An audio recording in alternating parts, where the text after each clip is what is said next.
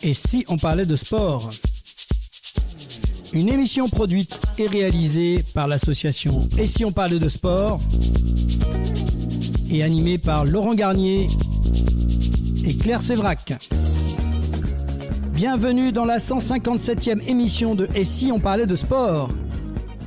Coup d'envoi de votre rendez-vous 100% sport, 100% passion. Une émission rythmée par l'énergie du terrain, l'émotion des compétitions et les histoires de celles et ceux qui font vivre le sport au quotidien. Un grand merci à nos partenaires Simper Connect, LG Consultant et l'agence Bellombra qui jouent le match à nos côtés. Et bien sûr un coup de projecteur sur toute la team. Et si on parlait de sport, animateurs, chroniqueurs, consultants, passionnés et réunis autour d'une même envie, vous faire vivre le sport autrement avec intensité et authenticité. Alors préparez-vous, montez le volume, entrez dans le match, c'est parti pour une nouvelle émission de Et si on parlait de sport? En première mi-temps, nous prendrons la direction de Saint-Orens-de-Gameville pour revenir sur l'un des grands rendez-vous sportifs et solidaires du territoire, le trail Rivière et Château aux portes du Lauragais. Aux côtés de Pierre Audoubert, adjoint au maire de Saint-Orens, nous reviendrons sur le succès de cette 6e édition qui a réuni coureurs, marcheurs, bénévoles et familles autour de valeurs fortes. Solidarité, inclusion, respect de l'environnement et découverte du patrimoine local. Une belle illustration de la manière dont le sport peut rassembler tout un territoire autour d'un projet fédérateur et porteur de sens. En deuxième mi-temps, nous partirons à la rencontre de Julie Faramond, ancienne sportive de haut niveau, passionnée par les valeurs du sport, profondément engagée dans le monde associatif. Elle viendra partager avec nous son parcours, sa vision du sport comme un outil de santé, d'inclusion et d'épanouissement personnel. Nous découvrirons également sa nouvelle association, Julie, un projet ambitieux tourné vers la transmission, l'accompagnement et le développement de projets humains et sportifs. Un échange inspirant autour de l'engagement, du sport santé et des initiatives qui font bouger les lignes. Installez-vous confortablement, embarquez avec nous pour une émission riche en émotions et en adrénaline. Tout de suite, passe à la première mi-temps avec Pierre Audoubert pour parler du trail Rivière et Château aux portes du Lauragais. Et si on parlait de sport? Première mi-temps.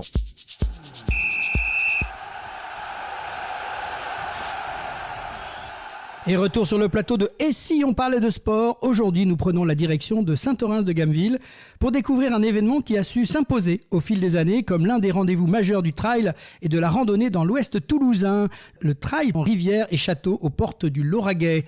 Au-delà de l'aspect sportif, cette manifestation est devenue un véritable projet de territoire associant plusieurs communes, des centaines de bénévoles, des associations, des partenaires locaux et des milliers de participants. Un événement qui porte des valeurs fortes, solidarité, inclusion, éco-responsabilité, découverte du patrimoine et promotion de l'activité physique. En 2025, pour vous donner une idée, plus de 1600 participants ont pris le départ des différentes épreuves proposées. Mais pour parler de 2026, on reçoit actuellement Pierre Audoubert, qui est le maire adjoint de Saint-Orens-de-Gameville, qui est en charge notamment de la vie associative, du bénévolat et de la participation citoyenne, mais également très impliqué dans l'organisation de ce trail devenu incontournable, l'un des principaux organisateurs de ce trail. Bonjour Pierre.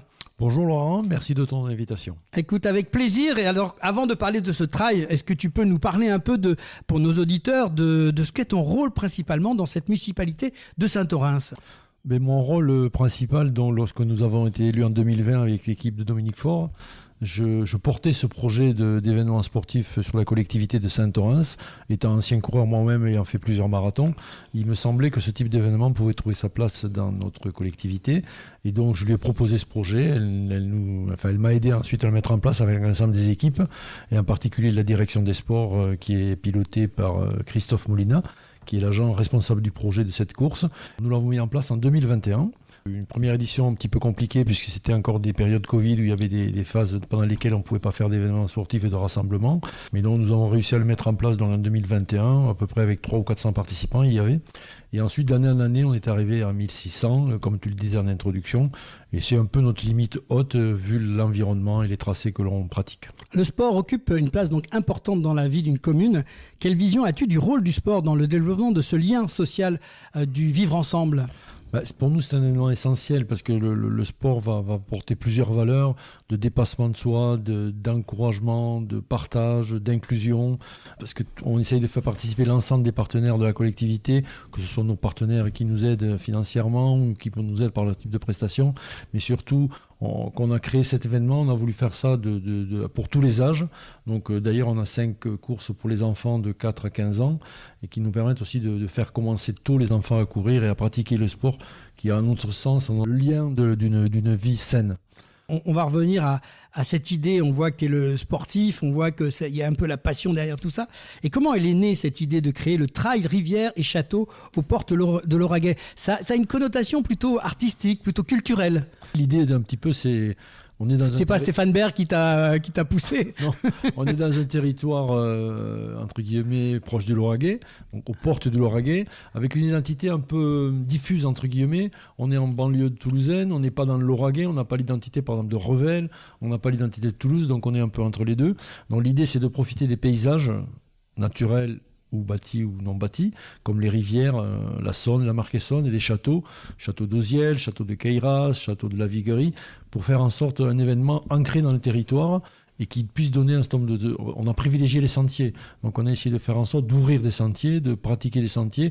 Un certain nombre de propriétaires privés nous ont permis de passer dans leur espace, comme le château d'Auziel qui appartient à M. de Boussac, qui nous permet chaque année de passer dans le parc du château sur à peu près 2 km.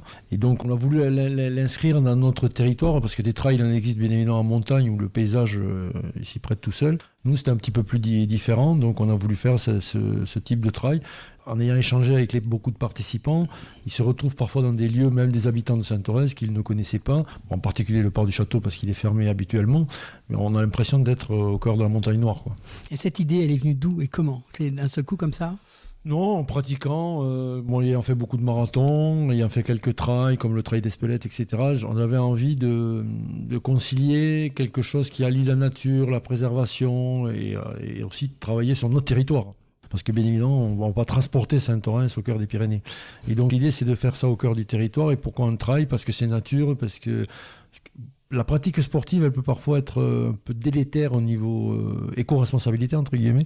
Donc on a mis dès le départ un certain nombre de règles qui ont parfois été un petit peu compliquées à mettre en œuvre, mais qu'on a essayé de tenir pour tout ce qui est signalétique, ce qui est ravitaillement, etc.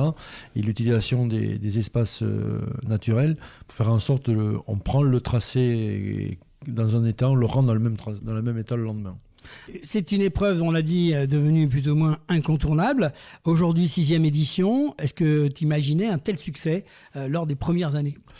C'est toujours un peu difficile parce que si on regarde le calendrier des courses, moi j'ai essayé de regarder il y a un certain nombre d'événements de la collectivité déjà, donc il faut s'insérer dans ces événements.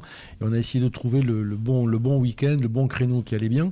Donc cette date-là, le 2e week-end de juin, nous paraissait être une bonne date. Et donc il s'est inséré petit à petit. Donc on a fait en sorte, avec toute l'équipe, d'accueillir, de donner à voir des choses nouvelles, de donner à voir des parcours intéressants pour inciter les gens à venir. Et c'est vrai que ce succès nous comble tout à fait et nous paraît intéressant pour nous, quoi. On va parler un peu de quelques chiffres pour cette dernière édition et principalement quels sont au niveau des courses en elles-mêmes, ça se passait comment ? On avait 4 distances de course, 30 km, donc 150 participants, 23 km 250, le 14 km 400 participants et le 7 km 350. Bon, c'est des valeurs qu'on a atteint assez rapidement et donc on a été obligé d'arrêter. On a eu les marches aussi avec 150 personnes et les enfants avec 270 enfants, ce qui pour nous est une vraie réussite. Mais bien évidemment, ceci ne tiendrait pas sans bénévoles. Donc nous avons à peu près 130 bénévoles, qui sont des bénévoles plus des agents de la collectivité, qui nous permettent d'organiser. On a une structure de super bénévoles avec lesquels on travaille toute l'année. On va par exemple, début juillet, faire un bilan de l'épreuve 2026. Et à partir du mois de septembre, on va commencer à préparer 2027, parce qu'il y a un certain nombre de choses à replanifier. Et après, on a un certain nombre de partenaires, on pourra en parler un petit peu tout à l'heure, qui nous permettent aussi financièrement d'organiser cet événement qui est autofinancé par les participants et par les partenaires. Alors c'est un événement intercommunal, j'ai noté ça. C'est une des particularités de ce trail qui se fait au niveau de plusieurs communes. Ben oui, nous avons, évidemment pour certaines distances comme le 30, le 23 et le 14, nous avions décidé d'être partenaires avec les communes. Donc cette année, nous avons été partenaires avec Ken-Fonsgrive, Lozerville, Audars et Auziel qui ont co-construit l'événement avec nous. Ils sont là aussi pour la communication. La commune de Lozerville, par exemple, participe avec un certain nombre de bénévoles et de coureurs aussi, bien sûr. Et de fait, le Lauragais et les ports du Lauragais, donc c'est pas que Saint-Orens. Donc c'est aller un petit peu plus loin dans le Lauragais pour faire en sorte d'offrir des parcours très intéressants aux coureurs en termes nature. Dans votre approche, il y a 5 valeurs du trail que j'ai repérées. Une dimension caritative forte. Depuis le début, vous avez placé la solidarité au cœur du projet. Voilà, la solidarité pour nous c'est important, c'est essentiel. Donc je pense qu'il y a beaucoup de bénévoles et de coureurs qui participent aussi pour ça. Donc nous avons décidé d'être partenaires avec le Secours Populaire et le centre d'action sociale de notre collectivité. Donc on dégage une certaine somme parmi les bénéfices et chaque année nous organisons avec eux un voyage pour les familles avec des enfants qui sont allés au port de la préhistoire de Tarascon, qui sont allés aussi au Noël à Carcassonne, etc. Un certain nombre d'événements qui permettent à des familles et des enfants de partir comme ça sur une journée ou un week-end pour passer du bon temps. Et nous sommes aussi partenaires avec une association qui s'appelle Tous avec Noé, concerne Noé, un petit garçon qui a des maladie un peu compliquée et donc qui a des soins très onéreux et donc nous les aidons aussi chaque année. Lorsqu'on fait les inscriptions, on met des t-shirts en vente au nom de cette association et là ils étaient présents sur le village pour aussi promouvoir et présenter leur action et vendre des t-shirts ou des casquettes pour récupérer un petit peu d'argent. L'inclusion aussi, deuxième point qui est également l'un des piliers de l'événement. Tout à fait, donc nous avons sur le site de la collectivité de Saint-Orens 2 foyers de l'AGAPI. Des gens qui ont des problèmes, des troubles mentaux ou physiques. Et donc, nous faisons en sorte de participer avec eux. Une des années, d'ailleurs, ils ont des centres d'insertion par le travail. Et nous avons fait la conception des médailles par ce centre. Cette année, nous avons travaillé avec un autre artisan. Et donc, ils sont venus participer, marcher, pour certains et certains être bénévoles sur les ravitaillements. Ils sont venus du foyer. Donc, nous avons toute une approche globale pour faire en sorte que personne ne soit oublié sur la collectivité. Et ce sont des partenaires importants pour nous. Les enfants aussi au cœur de ce projet. Pourquoi avoir souhaité développer autant les courses enfants ? C'est un petit peu comme je le disais dans l'introduction, donc plus tôt on commence le sport, mieux c'est. Donc l'idée c'est de permettre à des enfants de faire des vraies courses. Ils ont un dossard, ils prennent un départ. Il y a plusieurs catégories, il y a 5 catégories pour que les enfants courent aussi avec des enfants de leur âge. C'est pas des courses chronométrées, bien évidemment, c'est des enfants de 4-6 ans, ça commence à 4-6 ans et ça va à 14-15. Et donc, c'est l'idée de cet effort collectif est de participer. Donc, il y a beaucoup de familles et beaucoup d'enfants qui participent. D'ailleurs, nous avons aussi mis en place une garderie pour les parents. Quand ils veulent courir, on peut garder les enfants. Avant, c'est pas les enfants qui ont couru et vous gardez pas les parents, non. Ouais, j'avais mal compris. C'est moi qui l'ai mal formulé. D'accord. Non, c'est bien les parents qui vont courir et les enfants qui vont à la garderie. Voilà. C'est clair, merci. C'est bon. Un trail aussi éco-responsable, donc c'est un terme qu'on entend souvent, de plus en plus d'ailleurs dans le monde du sport. L'environnement occupe également une place importante. Tout à fait. Donc, comme je disais un petit peu avant, globalement, lorsque vous créez un événement, 1600 personnes, il y a des déplacements, il y a des voitures, il y a des équipements, les chaussures, les vêtements, etc. des coureurs ou des marcheurs. Donc on a eu l'idée de tout ce qu'on pouvait maîtriser, contrôler, de faire en sorte de faire des actions. Ça va être la signalétique, réutilisable. Ça va être pas de bouteilles d'eau. On a des jerrycans dans lesquels on remplit des éco-cups. Tous les ravitaillements sont dans des récipients réutilisables. Donc il y a aucune barre, des choses comme ça qui sont dans des sachets plastiques.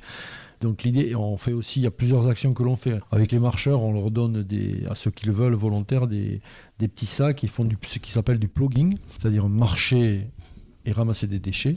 Et donc on ramène ces déchets à l'arrivée, on les trie. Donc ça, c'est un élément important aussi pour nous. Donc voilà, tout ça, c'est faire en sorte que l'événement soit le moins impactant possible. Cette année, on a fait aussi une campagne sur du covoiturage et du parc à vélo. On avait des parcs à vélo qui étaient un peu justes et aujourd'hui, il y a de plus en plus de gens qui se déplacent en vélo. Donc on a fait en sorte que le parc, d'ailleurs, il était saturé en vélo pour que les gens puissent venir de façon la plus, on va dire, éco-responsable possible. Donc on essaie de leur donner l'ensemble des moyens. Par exemple, on fournit plus de t-shirts d'origine, sauf si les gens veulent les acheter. On vend des t-shirts, mais on fournit plus systématiquement des t-shirts. On a fait des médailles en bois qui ont été faites à l'Antar, localement. Donc voilà, on essaie essaie d'avoir les trophées qui ont été réalisés gracieusement par la société Empreinte, qui est une société qui est à Sainte-Foy-des-Grefeuilles, qui nous a réalisé les trophées. Et donc, ils ont fait, voilà, c'est fait localement. Une partie des médailles a été faite aussi à Ruban by Design, qui est une société qui fait du ruban, qui fait des petites choses comme ça, qui est une société au niveau français très importante. Et donc, voilà un petit peu les idées. Après, on essaye chaque année de s'améliorer pour faire en sorte d'être toujours dans la même dynamique. Alors, ce qui nous amène effectivement, et on a mis le doigt dessus avec tout ce qui se fait autour d'un événement sportif, et c'est un peu ce qui est reproché au sport, mais on peut le reprocher à bien d'autres à mon avis, mais comment concilier le développement d'un événement sportif et respect des espaces naturels ? Notre règle, c'est comment je fais les briefings coureurs au départ, et donc je dis on va passer dans des espaces privés ou publics. On va les laisser dans le même état qu'on les a trouvés avant que l'on passe, parce que parfois les coureurs ont des gels ou des choses comme ça qui peinent pour se booster entre guillemets. Donc on fait en sorte on a fait un balisage en samedi, et donc hier soir et ce matin on l'a enlevé. Donc si on y passe demain matin, on n'a même pas vu qu'il y a une course. On fait attention aussi aux saisons, parce que tu n'es pas sans le savoir que on passe sur des espaces naturels, donc il peut y avoir des espèces protégées. Donc il y a des endroits où il faut faucher, mais pas trop tôt, parce que ça pourrait impacter la nature. Donc cette année, la date limite où on pouvait commencer à nettoyer, c'était le 12 juin. Donc nos partenaires agriculteurs, entre guillemets, qui nous fauchent certains passages, donc on peut faucher vendredi après-midi. Et on fait attention un petit peu à tout ça, c'est-à-dire de ne pas avoir d'impact sur ce qu'on maîtrise. Voilà. Et donc après, tout ce qui est les déplacements, etc., on essaye aussi de minimiser les transports individuels. Bon, sachant que les transports collectifs, style bus, le dimanche, c'est moins fréquent qu'en semaine sur la région toulousaine. On a un arrêt de bus qui n'est pas très loin, mais il y a des fréquences qui correspondent pas toujours à la course, parce que c'est un événement où les premières courses partent à 7h45. Et donc parfois c'est difficile de s'y rendre en transport en commun. Alors, il y a aussi une notion qui est importante dans ce trail, c'est de découvrir un peu le patrimoine local. Et moi, il y a une question qui m'intrigue, c'est le nom de cette épreuve, parce qu'elle n'est pas très sportive, elle est plutôt évocatrice de culture, justement. Pourquoi rivière et château ? L'idée, donc, comme je le disais, c'est utiliser la géographie du site. Donc, rivière, on court le long de la Saône, qui est une rivière entre Quinte, Fons-du-Rive et Saint-Orens. Et pour le retour, on court le long de la Marcaissonne, qui est une rivière qui traverse notre commune. Et ensuite, les châteaux, il y a un patrimoine bâti qui est plus ou moins connu. Donc, ce sont des propriétés privées, donc c'est pas très connu parfois. Donc, il y a le château de Queyras, qui est un château qui est sous Saint-Orens. Le château d'Auziel, donc, qui est la propriété de M. de Boussac et qui nous aide fortement pour circuler et traverser son parc, qui est très apprécié par les concurrents. Il y a le château de la Viguerie, le château de Catala. Et donc, les années auparavant, on passait par Fourquevaux, il y avait le château à Fourquevaux aussi. Donc, l'idée, voilà, je suis aussi dans ma délégation responsable des chemins de randonnée. Donc, l'idée, c'est de trouver des endroits un peu originaux, un peu nouveaux, sur lesquels on peut avoir des choses à voir qui ne sont pas très connues. Tu viens de le dire, tu es dans la partie développement des chemins de randonnée. Pourquoi est-ce si important ? C'est important pour nous. Ça s'est accentué, c'est un phénomène qu'on a constaté juste après le Covid. Il y a pas mal de gens qui ne marchaient pas, qui se sont mis à marcher parce qu'ils ne pouvaient faire que ça. Et donc l'idée, c'est que redonner du sens de la nature sur des activités simples à organiser, proches de chez soi, donc qui ne génèrent pas de déplacement. On peut partir à pied de Saint-Orens, il y a des sentiers partout. Et donc il suffit d'ouvrir des sentiers. On est en train de travailler sur des liaisons entre Lozerville, Saint-Orens, Quinte, etc. pour faire en sorte qu'on fasse des boucles, parce qu'il y a un certain nombre de sentiers aujourd'hui qui débouchent pas sur qui sont pas des boucles, donc qui sont compliqués à faire. Et donc l'idée, c'est de c'est mettre le sport un petit peu partout, mais sans que ce soit dans un stade. C'est le sport dans la rue. C'est un peu le design actif que l'on a fait aussi dans la collectivité. On a rénové une place devant notre salle de spectacle. On a mis un basket 3-3, on a mis un chronométrage sur une petite piste. Donc monter des escaliers, enfin voilà. L'idée, c'est d'avoir du sport un petit peu partout, faire du sport sans le savoir. Et donc la marche, c'est un petit peu ça. Et c'est très sain à notre avis de pouvoir le donner. Et c'est des choses qui ne coûtent rien. Tu l'as dit aussi tout à l'heure, mais on leur rend bien sûr un coup de chapeau à tous ces bénévoles qui sont les véritables héros d'un événement, quel qu'il soit d'ailleurs. Et c'est impossible d'organiser une telle manifestation sans bénévoles. Quelques mots là-dessus. Oui, les bénévoles, c'est un peu le cœur de l'organisation. Donc on a deux structures, entre guillemets, qui travaillent ensemble. C'est les super bénévoles qui, eux, sont impliqués un petit peu toute l'année, qui gèrent les pôles ravitaillement, sécurité, chronométrage, distribution de dossards, etc. Et après, on a le jour de l'événement, ou la veille, ou l'avant-veille, on a une centaine de personnes qui viennent spécifiquement pour participer en direct à l'événement.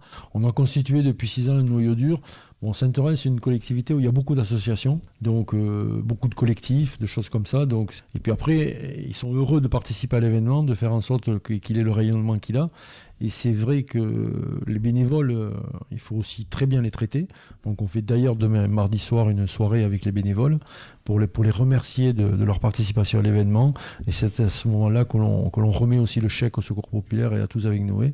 Une petite cérémonie qui montre pourquoi on fait ça, donner du sens à ce qui a été fait, pourquoi ils participent. C'est une course, mais c'est un peu plus qu'une course. Quel impact pour Saint-Orens et les communes partenaires? Ce trail, ce qui donne une visibilité, pour les communes partenaires, il fait un événement. On a fait un ravitaillement, un passage de relais à Lozerville, au niveau de Dauziel.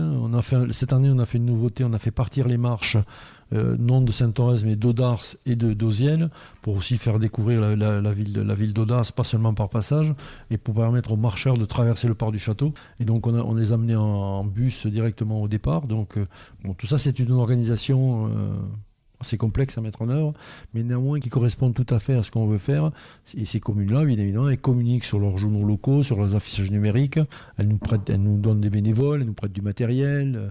Donc elles sont aussi partenaires avec nous de l'événement et on les retrouve le dimanche matin quand on fait les podiums. Alors justement, tu viens d'en parler un tout petit peu, mais quelles ont été les nouveautés de cette 6e édition? Si on fait un point par rapport à l'an dernier, qu'est-ce qu'on a imaginé de plus cette année?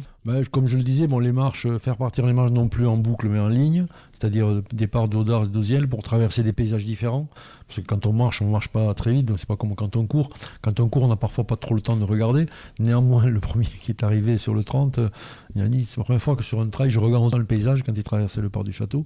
Et globalement, on faisait un 45 km qui était rencontré pas le succès qu'on souhaitait, donc on est passé sur un 30 qui a beaucoup mieux marché. Et donc l'idée, c'est de se remettre en question tout le temps. On va faire un bilan, on va faire un retour d'expérience courant juillet avec l'ensemble des super bénévoles. Parce qu'on envoie un questionnaire à l'ensemble des coureurs, on va le faire partir demain, et à l'ensemble des participants bénévoles aussi, pour voir ce qui n'a pas bien marché, ce qu'on pourrait améliorer. Donc l'idée, c'est de ne pas s'installer dans la durée sur un événement sans rien changer, quoi. C'est d'être toujours un peu à la recherche d'autre chose, parce que le monde de la course à pied a beaucoup changé. Et on l'a d'ailleurs vu parce qu'on avait organisé, en parallèle de cet événement de course, on avait organisé un colloque la semaine dernière concernant le runner connecté. L'influence des réseaux sociaux sur la course, sans parler de faire de publicité, mais c'est en parlant de Strava ou d'outils de ce style-là. Donc, il y avait un certain nombre de personnes qui sont venues pour parler de ça. Il y a eu un débat autour du runner entre des sportifs, des sociologues qui sont venus nous dire un peu leur avis et cette espèce de controverse où certains étaient plutôt pour, d'autres moins. Donc voilà, ça s'inscrit globalement dans cette démarche sport-santé, mais avec une réflexion aussi globale sur la pratique. L'avenir du trail, comment tu imagines l'événement dans quelques années, 5 à 10 ans? Et on essaye de pérenniser l'événement. Après, il faut aussi s'adapter aux participants, bien évidemment. La personne qui faisait des courses il y a 20 ans n'est pas la même d'aujourd'hui, le public n'est pas le même. Là, cette année, on a pas mal innové concernant le village. Il y avait des coins chill, comme disent les jeunes, donc chaises longues, baby-foot, etc. On a eu une température hier qui était assez chaude. Et c'est vrai que les gens ont bien apprécié. Bon, ils cherchaient des coins longs, mais ils ont bien apprécié. L'idée, c'est d'avoir des choses un petit peu différentes. Inscrire l'événement dans la durée, de la musique, etc., pour faire en sorte apporter des nouveautés et correspondre à l'esprit aussi du jour, tout en gardant nos valeurs. En tout cas, merci Pierre d'avoir partagé avec nous les coulisses de Trail Rivière et Château aux portes de Lauragais. Il faut se souvenir de ce superbe titre d'événement. Le week-end dernier, donc la 6e édition du Trail Rivière et Château aux portes du Lauragais a une nouvelle fois démontré que le sport peut être bien plus qu'une simple performance chronométrée. À travers les courses, les marches, la participation des enfants, l'engagement des bénévoles et les actions solidaires menées tout au long de l'événement, c'est tout un territoire qui s'est mobilisé autour de valeurs fortes, le partage, l'inclusion, la solidarité, le respect de l'environnement et la découverte du patrimoine local. Après plusieurs milliers de kilomètres parcourus sur les sentiers du Lauragais, les sourires à l'arrivée, une ambiance conviviale tout au long de la journée, cette édition 2026 restera assurément un très beau succès collectif, un succès rendu possible grâce à l'implication des communes partenaires, des associations, des partenaires privés, des services municipaux et surtout des nombreux bénévoles qui ont œuvré pendant des mois pour faire de cette manifestation un rendez-vous incontournable du calendrier sportif régional. Merci beaucoup Pierre. Merci beaucoup Laurent de ton invitation et très heureux d'avoir pu partager cet événement avec vous, avec tout l'ensemble des auditeurs qui écouteront cette interview, et à l'année prochaine. Oui, avec plaisir. En tout cas, merci pour ton engagement et pour ce bel éclairage sur les coulisses de cet événement. C'était Et si on parlait de sport, la première mi-temps avec Pierre Audoubert. Mi-temps, on se retrouve dans quelques instants pour la deuxième mi-temps avec Julie Faramond. Ne bougez pas, retour rapide au vestiaire, on reprend notre souffle. Et si on parlait de sport, mi-temps.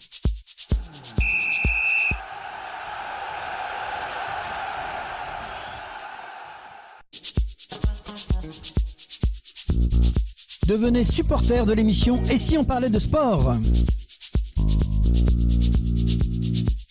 Depuis plus de 125 émissions, l'équipe de Et si on parlait de sport fait briller le terrain médiatique des sportifs, des entraîneurs, des dirigeants, des bénévoles, toutes celles et ceux qui font battre le cœur du sport au quotidien. Nos chroniques, nos interviews, nos reportages touchent chaque mois des milliers d'auditrices et d'auditeurs. Mais pour continuer, pour exister, pour aller encore plus loin, on a besoin de vous. Pourquoi nous soutenir ? Parce que vous aimez notre ton vrai, nos sujets humains, nos valeurs fortes. Parce que vous croyez que le sport, ce n'est pas que la performance, mais l'esprit d'équipe, la passion, la proximité. Et parce qu'un média indépendant, ça se défend. Alors avec votre soutien, on peut continuer à produire chaque semaine, à donner la parole aux acteurs du terrain et lancer de nouveaux formats encore plus forts. Alors rejoignez le club des supporters de l'émission. Ici, pas de minimum, pas de maximum. Chacun donne ce qu'il veut, ce qu'il peut. Un simple clic sur et si on parlait de sport.fr ou sur Hello Asso. Et bienvenue dans l'équipe. Allez, on compte sur vous, devenez supporter de l'émission Et si on parlait de sport et faites partie de l'équipe qui fait vivre la passion du sport partout en France.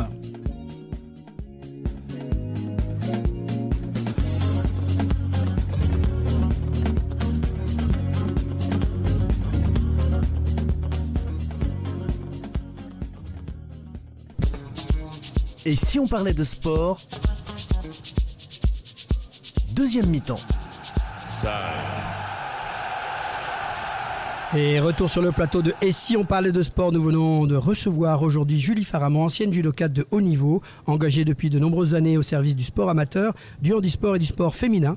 Elle porte aujourd'hui un nouveau projet à travers son association Julie, avec l'ambition de créer du lien, d'accompagner et de promouvoir les valeurs du sport au service de la société. Julie, bonjour. Bonjour. Très content de te recevoir dans cette émission. On a hâte de savoir un petit peu ce qui se cache derrière Julie, mais avant de nous parler de tous tes projets, on va revenir quelques instants sur ton parcours. Le sport fait partie de ta vie depuis l'enfance. Comment le judo est-il entré dans ton quotidien ? Et j'ai commencé à l'âge de 4 ans parce que mes parents trouvaient que je bougeais beaucoup, que j'avais besoin de me dépenser. Et lors d'une manifestation où il y avait la découverte de différents sports dans mon petit village, j'ai adoré le judo et donc depuis je ne l'ai pas quitté. C'était une bagarreuse dès le départ ? Alors, je dirais pas bagarreuse. J'aime savoir me défendre, savoir me dépenser. Et c'est vrai que le judo apprend la discipline, le contrôle de soi et surtout l'amitié aussi avec ses camarades. Voilà, j'ai beaucoup apprécié. Donc du coup, c'est pour ça que je le continue et que je l'enseigne également pour transmettre la passion.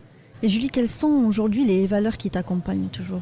Les valeurs qui m'accompagnent, c'est le respect, le développement de soi, le vivre ensemble, qui sont importantes. L'humilité aussi, il y en a plusieurs. Et vous avez toujours défendu une vision du sport qui va bien au-delà de la compétition. C'était un petit peu un total de bataille ces dernières années. Effectivement, je considère que chacun et chacune d'entre nous peut faire du sport comme elle le souhaite, et n'importe quel sport d'ailleurs, et que tout est adapté, c'est-à-dire que le sport loisir est aussi important. Tout le monde n'aime pas forcément la compétition et tout le monde n'a pas l'âme de compétition et du coup il y a la place pour tout le monde. Et c'est vrai qu'on a la chance à Toulouse et dans ses environs d'avoir tous les sports possibles et imaginables qui correspondent à tout le monde, donc c'est important. C'était justement l'un des grands thèmes du Salon des sports santé à laquelle vous avez participé, cette notion de sport santé, de sport inclusif, d'accueil des autres. Ce qui est important, c'est que chacun, même s'ils ont des pathologies ou pas, ou qui se sentent pas forts ou pas à l'aise dans le sport, en fait, que tout le monde puisse accéder au sport. Ça, c'est quelque chose pour moi de fondamental, qu'il y ait une réponse en fait à tous les besoins exprimés par les personnes. Donc c'est un peu ce qu'on a découvert à l'époque sur ce salon Sport Santé, un peu les gens qui sont venus là. Est-ce que vous avez ressenti cette impression globale sur ces 2 journées ? Oui, effectivement, j'ai ressenti, les personnes qui sont venues dans mon stand de l'association Julie m'ont dit qu'effectivement, elles avaient besoin de faire du sport, mais généralement, elles ne savent pas comment faire, elles ont besoin d'être accompagnées, conseillées, de savoir l'étendue. En fait, peu de personnes connaissent l'étendue des propositions de sport qui sont sur la ville de Toulouse et l'agglomération toulousaine. Et donc, c'est important de les conseiller, de comprendre leurs besoins. Et c'est vrai que c'est le salon idéal pour cela. Donc l'intérêt de ce salon, c'était selon vous une bonne idée ? Il faut relancer un tel événement ? Moi, je le trouve ce salon, je le trouve très adapté. Le premier était à Mondonville et c'est vrai qu'on a de la chance qu'il soit à Toulouse. Vraiment, c'est quelque chose qui, pour moi, est fondamental. Il gagne à être connu et à être développé et j'espère que les prochaines années, il sera à Toulouse. Vous avez également été très engagé auprès des clubs sportifs amateurs toulousains. On vous a vu dans de nombreuses manifestations sportives. Et que retenez-vous de cette expérience de terrain ?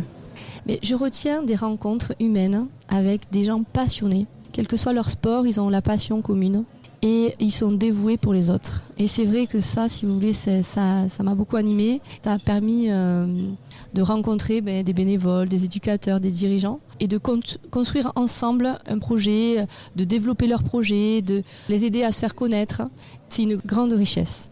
Dans un environnement comme Toulouse, on parle souvent bien sûr des grands champions, des grands clubs, mais globalement sans les clubs, rien n'existerait. Sans les clubs sportifs amateurs, sans les grands, enfin il faut tout le monde, il faut les clubs sportifs professionnels parce qu'effectivement ça permet que tous les sports soient connus. Et les sports amateurs, c'est vraiment la pratique de tous et c'est fondamental. L'un ne va pas sans l'autre et d'ailleurs les grands clubs le savent et sont souvent en partenariat avec les petits clubs. Souvent que les vocations naissent dans ces petits clubs. C'est sûr. Et généralement, personne n'oublie son club où il a commencé. Vous êtes également très investi dans la promotion du sport féminin. Pourquoi est-ce un sujet qui vous tient particulièrement à cœur ? Ça me tient particulièrement à cœur parce que, si vous voulez, je me suis rendu compte que il n'y avait pas forcément autant de personnes, autant de féminines que ça qui en pratiquaient, enfin que c'était pas forcément en chiffres de façon égale avec les hommes. Donc je me suis dit qu'il fallait effectivement le développer. C'est vrai que le sport féminin est de plus en plus visible, mais gagnerait encore à l'être. Et du coup, c'est important de les accompagner et donc finalement, les choses évoluent malgré tout. Oui, elles évoluent. On a aussi les clubs masculins qui aident aussi à l'évolution. Ça, il faut les féliciter. Ils sont de plus en plus visibles. Ils aident à la visibilité. Il faut les féliciter et les encourager à continuer. Et l'objectif, c'est d'arriver à la même, au même pourcentage en fait de pratiquantes et que les compétitions soient aussi visibles que les compétitions masculines. Oui, voilà, tirer vers le haut tout le monde et pas vers le bas, quoi. Tout le monde vers le haut. Oui. C'est important. Vous avez regardé récemment les résultats du tournoi Destination Féminin. Je pense que ça ne vous a pas échappé que cet grand match qui s'est passé à Bordeaux a rassemblé plus de 32 000 spectateurs pour un match de rugby féminin. C'est une première, c'est un record en France. C'est magnifique, j'espère que ça continuera et que ça augmentera. C'est l'objectif. En tout cas, le rugby féminin, aujourd'hui, tire vers le haut beaucoup de femmes, puisque finalement, ça montre aussi que la discipline, que ce soit du rugby ou d'autres, bien sûr, mais attire quand même et ça crée des vocations, ça crée des envies chez les jeunes femmes. Oui, et puis comme vous avez dit, le rugby va attirer tous les autres sports. Et c'est vrai que ces jeunes femmes, elles sont inspirantes. Quand on voit une Galermée, d'ailleurs, qui est notre marraine du salon, les belles valeurs qu'elle représente elle a une humilité qui est exceptionnelle et vraiment on a beaucoup de chance d'avoir cette femme qui va du coup inspirer toutes nos jeunes filles et permettre effectivement aussi de gagner en visibilité.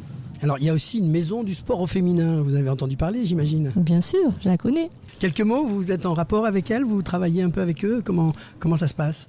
Oui, alors je suis effectivement en contact avec la maison du sport féminin. Ils font des actions aussi elles-mêmes. Oui, voilà, ils font des actions. Récemment, ils nous ont envoyé quelques jeunes filles, jeunes femmes pour les émissions. D'ailleurs qu'on a accueillies.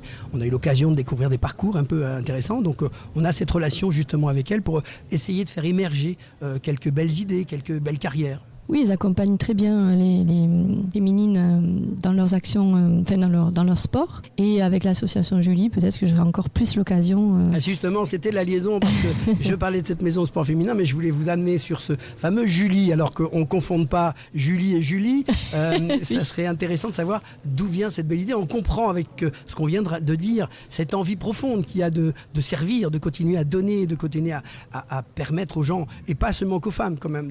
Bien sûr, tous. Voilà, c'est pas du tout bloqué uniquement là-dessus. Et donc, Julie, présentez-nous Julie. C'est quoi Julie ? Alors, Julie, c'est l'acronyme. C'est votre prénom, mais quand même. Il y a une double signification, mais Julie, c'est l'acronyme de jeunesse, universalité, liberté, inclusion et engagement. Tout ça à la fois. Tout ça à la fois. Alors, du coup, c'est effectivement pour que le plus grand nombre accède au sport, donc les jeunes. La jeunesse, après, elle est universelle, hein, donc il n'y a pas d'âge en fait, au final, pour avoir une certaine jeunesse. Donc effectivement, là, je vois aussi je faisais le lien aussi avec les personnes âgées. Hein.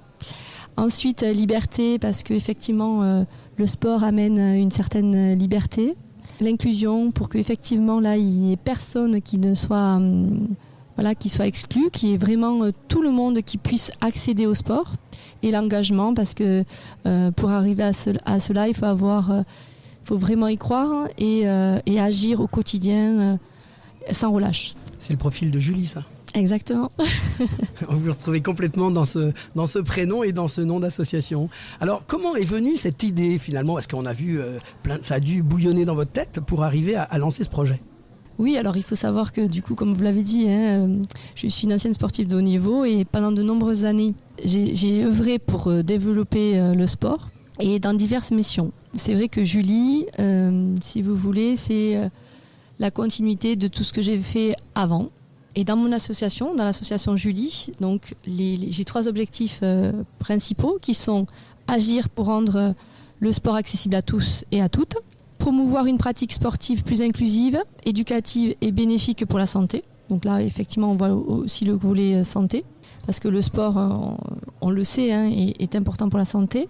Et après, le 3e point, c'est accompagner les associations sportives dans leurs projets et leur croissance.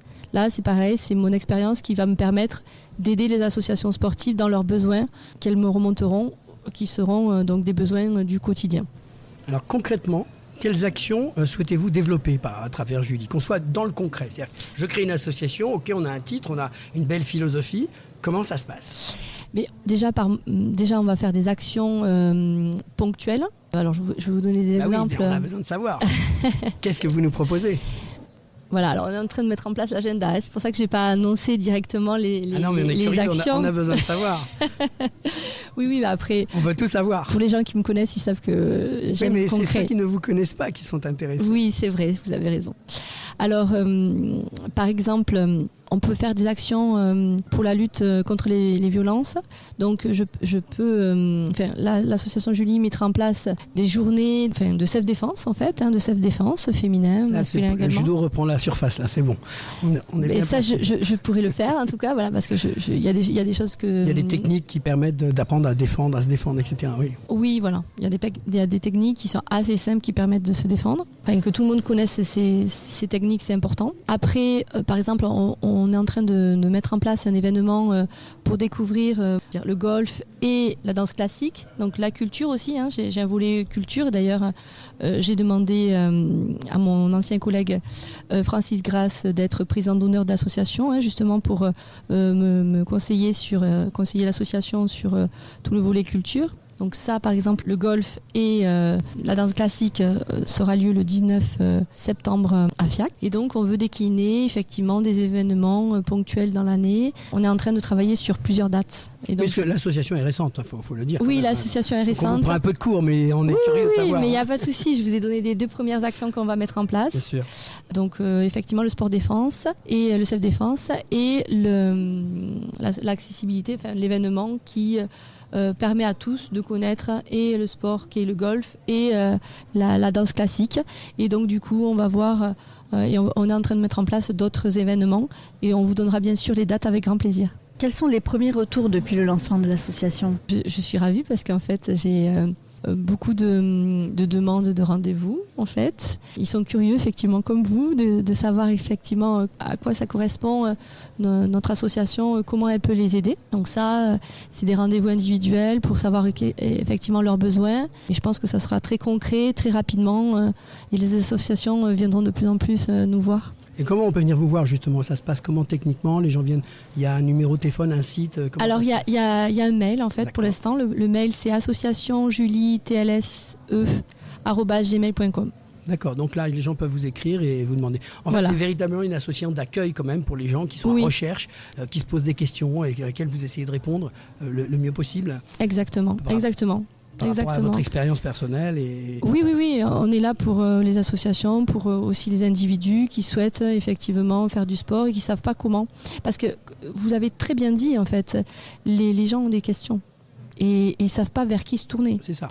Donc, je serai un facilitateur en quelque sorte J'ai envie de dire, et je le dis simplement, mais on a tellement des discours, on en entend partout. Moi, j'ai envie que ça soit concret. L'idée de faire parler les gens à la radio, c'est concret, les gens s'expriment. C'est un peu pour ça qu'on est content de vous recevoir, que vous nous expliquiez concrètement. C'est pas un discours en l'air, il y a des choses qui vont se mettre en place, il y a des vraies idées qui vont se mettre en place et qui ont un aboutissement pour aider la personne. C'est l'objectif. C'est tout à fait l'objectif. Et d'ailleurs, moi, je vous remercie aussi de m'avoir invité pour effectivement parler de cette association et d'être au plus près des... L'objectif, c'est d'être au plus près des personnes qui veulent faire du sport, qui veulent avoir accès aussi à la culture et être le plus efficace possible. Et effectivement, si je suis le plus efficace possible, voilà, l'association aura gagné On aura son souvent but. l'antenne alors. Je pense, j'espère. Julie, peut-être un dernier message que vous souhaitez transmettre aux personnes qui hésitent encore à franchir la porte d'un club ou à reprendre une activité physique? Leur dire qu'il existe forcément une activité qui leur corresponde et qu'ils n'hésitent pas. Et s'ils hésitent, ils écrivent à l'association par mail. Je les recevrai avec grand plaisir. On se retrouve bientôt, donc la rentrée pour vous, le premier événement, ça sera au mois de septembre. Exactement. Voilà, et c'est dans le cadre de self-défense, hein, on veut l'appeler comme ça. Oui, Parce que- self-défense. Alors, self-défense, effectivement. Alors, effectivement, self-défense et également le lien avec le sport et la culture. Pour en parler avec vos amis du judo, avec un Grégory Blanc, qui sont tous des gens passionnés et qui vont d'ailleurs faire aussi un bel événement au mois de juin prochainement, qui est le premier championnat de France de judo sport adapté. Ça n'existait pas, c'est la première fois et la Fédération française de judo a récupéré cette compétence et ils vont pouvoir à partir de maintenant vraiment s'occuper du sport adapté et du handisport, tout ça regroupé dans une même fédération. Et donc Grégory, qui était à l'antenne il n'y a pas très longtemps, nous parlait de cet événement qui aura lieu aux alentours du 15 juin. Voilà, c'est un bel événement qui va dans votre sens. C'est un bel événement et puis ça montre effectivement des gens engagés qui vont jusqu'au bout de leur envie, quoi, de partager au plus grand nombre leur sport qu'ils aiment. En tout cas, merci d'avoir partagé quelques instants avec nous cette nouvelle association Julie, et non pas Julie Pharaon, hein, mais Pharamond, pardon. Mais Julie avec, on peut le redire, Julie, l'explication rapidement, le J pour Jeunesse, le U pour universalité, le L pour liberté, le I pour inclusion et le E pour engagement. Voilà, c'est un plaisir de vous avoir à l'antenne. On espère vous retrouver. Vous savez que l'émission est ouverte pour tout un tas d'informations. Et si vous avez envie de communiquer après sur Julie, vous êtes la bienvenue. Merci beaucoup. À bientôt. À bientôt. À bientôt. C'était Et si on parle de sport avec Pierre Audoubert et Julie Pharamond. On se retrouve très vite pour une nouvelle émission consacrée à l'actualité sportive. Et si on parlait de sport? Fin du match.